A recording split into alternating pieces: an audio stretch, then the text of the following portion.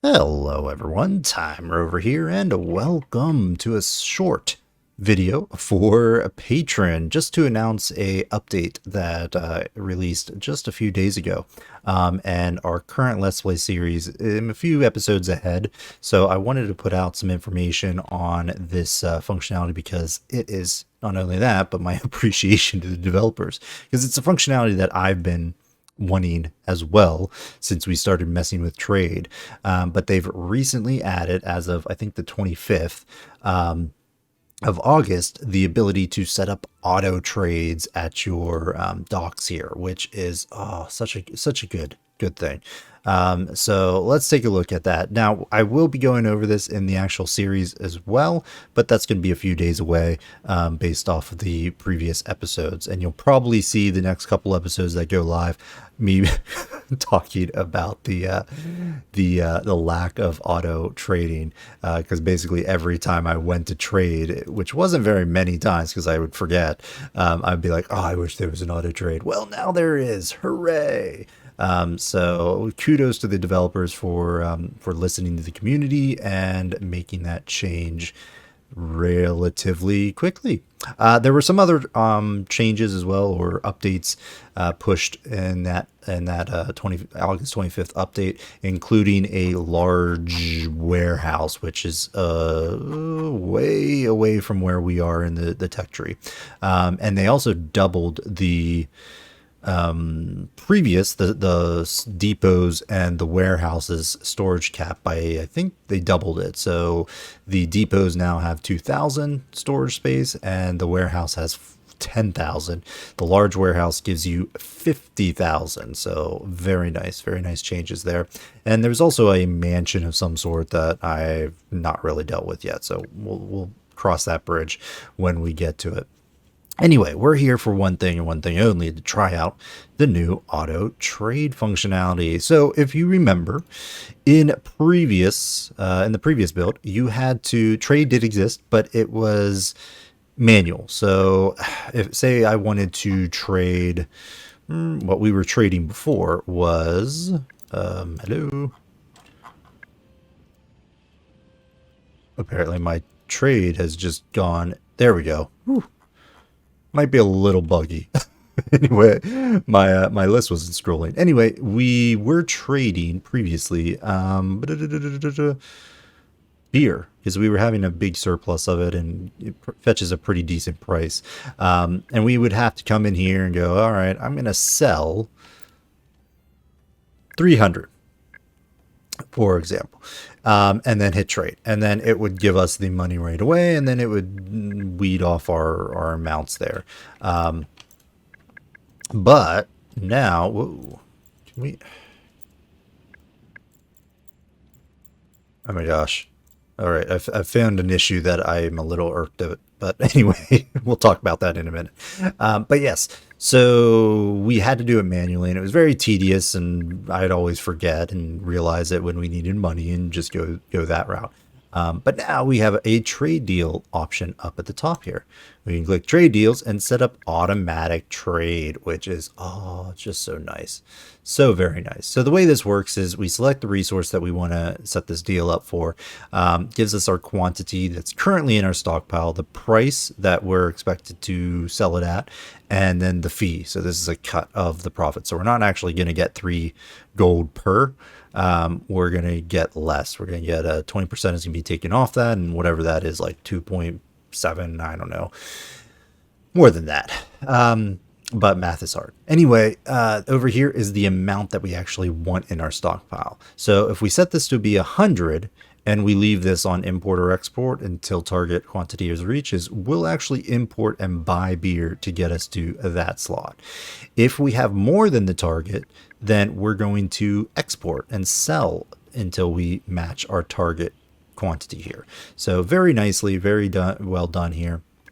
What I was talking about in the buy sell area, in this screen, you can still do the control down or up, or control decrease or control increase and remove 20 or add 20.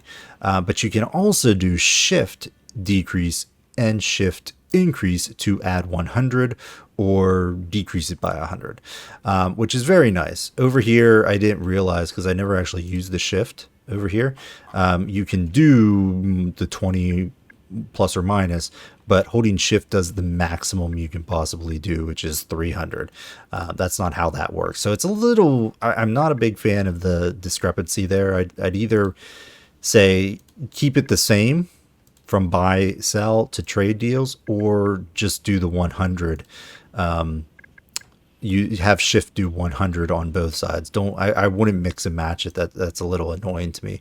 But I'm a fan of consistency in designs and whatnot. So if you are going to design the shift button in your trade window to give, to maximize your allowed quantity of trade, that's fine.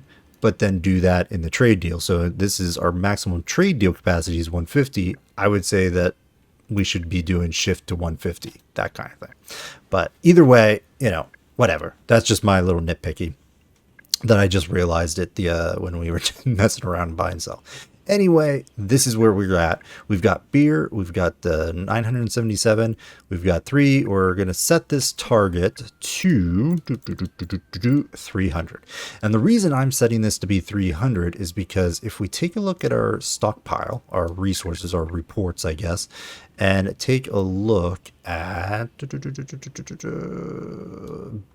beer, we can see that in a given year, we have 116. We use 116 beers, drink 116 beers in our little village here over the course of the year. The year before that, you can see this huge spike. That's where we sold. So we sold 300 in August of year 13. So yeah, there we had 400. Wow. Well, no, sorry. So we've been using about 116 this year. Here is 114 if you take out the 300 that we sold manually. So I'm going to try to double that, keep around in our stocks to a 2-to-1 ratio about. So we're going to try to keep double what we're using in our stocks from year to year. So we'll have to remember to take a look at that in the actual series as we move forward. But I'm going to set that to be a target of 300. And we'll increase that or decrease it as we need to, as our population increases. And then what else can we sell? Well, we're going to try some experimentation here. I'm going to set up there's something else. We've got tools, but what was the other thing? We've got a ton of tobacco. So we're growing tobacco. We are only using, if we take a look at the reports here, fish, tobacco. We're only using 130, well, actually even less than that. Oh yeah, so we're only using about 100 or so tobacco. 113, there you go. Now this will go up as we start doing stuff with our tobacco, but for right now, that is insane. We're pulling in so much tobacco right now. So I'm going to just set a target of 1,000. We'll keep that around. That'll be good. And ideally, we're going to keep selling off our tobacco until we hit this 1,000. I don't think we're actually going to hit 1,000 just because we have such a surplus of tobacco right now. And then finally, we're going to do tools because that's something else we've been sort of selling off manually and we got a decent amount at. I'm going to let the target be 1,000 and then that should be all right. So, and then we have a cap, so we can only do 4 trade deals at once. We have a capacity of 150, which I'm guessing is double what your manually traded capacity is, or sorry, half what your manual capacity is. Because there is no upgrade here that from the tooltip affects the trade deal. Sure, ship drought says trade ship cargo capacity at plus 50%. That's how we got it up to 300.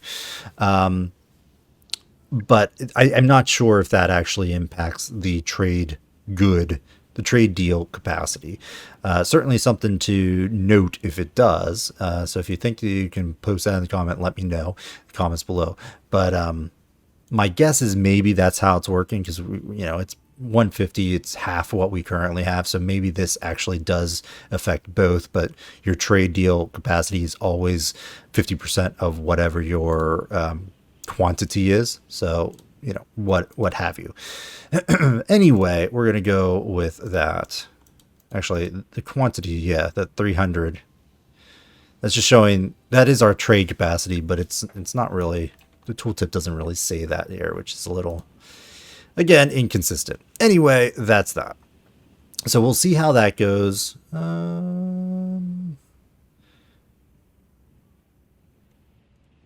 Does this have an income? No, it has an upkeep. Okay. I was like, why is there an income? But no, I was on something else. Anyway, let's go ahead and do that. Now, the one thing I'm not sure, and this is what we're going to test out here, because we're already at 10 minutes. I wanted to end this video by now. Anyway, we're going to test to see if we get 150 spread out through all of our resources here, or if each one is capped at 150 out every month. So we'll see. Let's get this thing going. So trade period is in days from what I can figure. So every month, every 30 days, you're going to get the trade to go through, and we'll see these numbers drop as the month ends here. And we'll take a look at our stocks just to make sure that everything is on the up and up there. So this is going along. One more day, 30. Boom. Okay, so this doesn't register, which is a little awkward until you actually move over. Now, I think, by the looks of it, it's split between, it sort of evenly splits it between all of the resources that you have, because beer did not go down 150. So if we take a look at beer, where are you at? Nah, let's take a look at, where's the beer? There's the cabbage. Oh my gosh. Beer. Oh, there we go. 55. So 55 was taken there. Let's take a look at tobacco. 54. Yeah, so that's how it works. So it's going to be evenly split among all of your outgoing trade items, which is fine. I have no problem with that. Although it's interesting that it didn't sort of keep everything, because the other one was 55, 54, and then 58 for tools. Interesting. Not sure how that math worked out, but okay. I would have expected them to be closer than that, like this one to be either 55 or 56 or something like that, but not 58. Okay, anyway, that's good to know. So we can sort of sell off, probably sell off more, just sort of picking one and doing that. Like tobacco, that's only worth 2 versus the 3 here. So what I'm probably going to do is just remove the tobacco. None. And then just sell off the tools here and the beer and go with that. I think that's going to be a-okay. All right, so we'll go with that. And yeah, I think we're going to go ahead and just end the video here. So very good change. Kudos to the developers for listening to the community and adding that in so quickly from release, because that is very, very nice and needed for the game. Anyway, if you like this video, please hit that like button. And if you want to see more content, as always, I strongly encourage you to subscribe to the channel and don't miss the other releases of videos on the channel by hitting that sort of notification little bell icon on the YouTube there. And if you enjoyed this video, be sure to check out the ongoing Patron series on the channel. Otherwise, we'll see you next time, folks. Thanks. Bye-bye.